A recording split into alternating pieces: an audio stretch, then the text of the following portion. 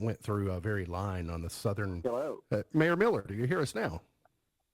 Hey, Mark. Yeah, I lost signal as soon as I picked up earlier. Good. Good morning. It's Uh, good to hear from you. Sad to hear from you on this day. We do always like to hear from you, but on a day like today, I know you all are juggling a lot. Sort of take us through your understanding of the timeline yesterday with the water main break and kind of where we stand this morning. Okay, yeah, we yesterday afternoon, early evening, we found out that we'd had a water main break, a 10-inch line, and we suspected that it was probably near a creek somewhere that had been washed out, and that was actually the case. They have found the leak and are in the process of repairing it. So I would say in the next few hours, people in the city would be seeing water coming back. It will take several hours to get the water lines and the tanks filled back up, but people should start seeing some improvement here very soon. I certainly am not a utility expert. You obviously know about utilities from your background with the power company, but my presumption is one of the ways that they detect major water leaks is when water is running out in places that it should not be, typically in dry conditions. Was it harder to find because there was so much water everywhere yesterday? Did that make it hard to pinpoint? Yeah, that was our main issue with finding the leak, Mark. With water out of the banks of all the creeks and everything, it was hard to tell that there wasn't any kind of leak. We knew there was, but it was hard to find it. So they did locate that early this morning, and like I said, they're in the process of repairing it, and hopefully we'll be moving in a positive direction just very soon. I had someone ask me if it was related to the storms, and I said, well, probably from an erosion standpoint. If there's enough water moving in certain areas and it shifts tree roots or rocks or big bodies of water, then I assume that can cause a breach, and that's most likely it was not completely coincidental, but it wasn't due to lightning or anything like that. But that has set forth a boil water advisory that was issued earlier this morning. What can you tell us about that?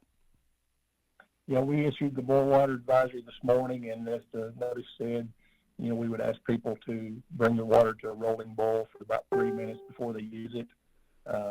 I expect that will carry on over for the next little bit until we get the lines and tanks filled back up.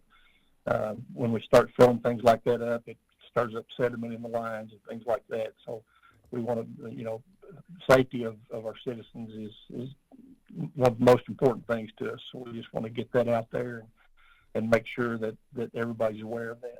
Kind of like in municipal government, like in the media business, the show must go on. So while you've closed City Hall to the public, there's been no suspension of city services, correct?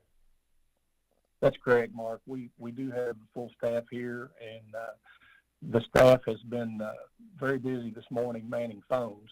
So that's the reason we decided to close to walk-in traffic. That may change later in the day as the calls slow down, as water starts coming back. We may open City Hall back up. We're just going to kind of play that by ear right now just to see how the traffic's going here.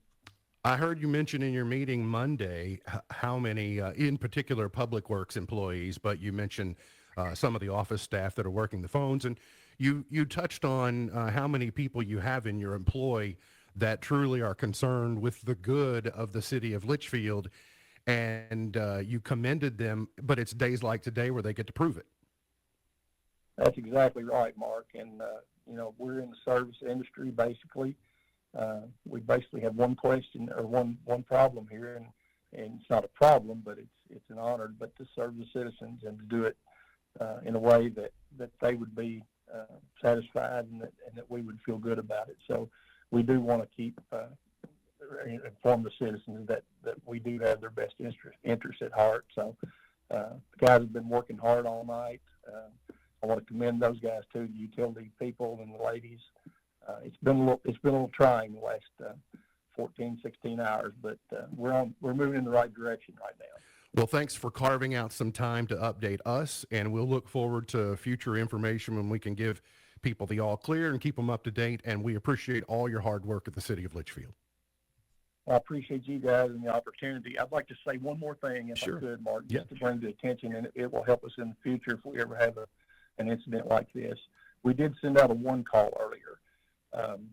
And if anybody's listening, if we don't have your correct phone number, you won't get the one call. So if you could, at your convenience, update your information here at City Hall, that will give us a better ability to be able to contact people and let them know what's going on.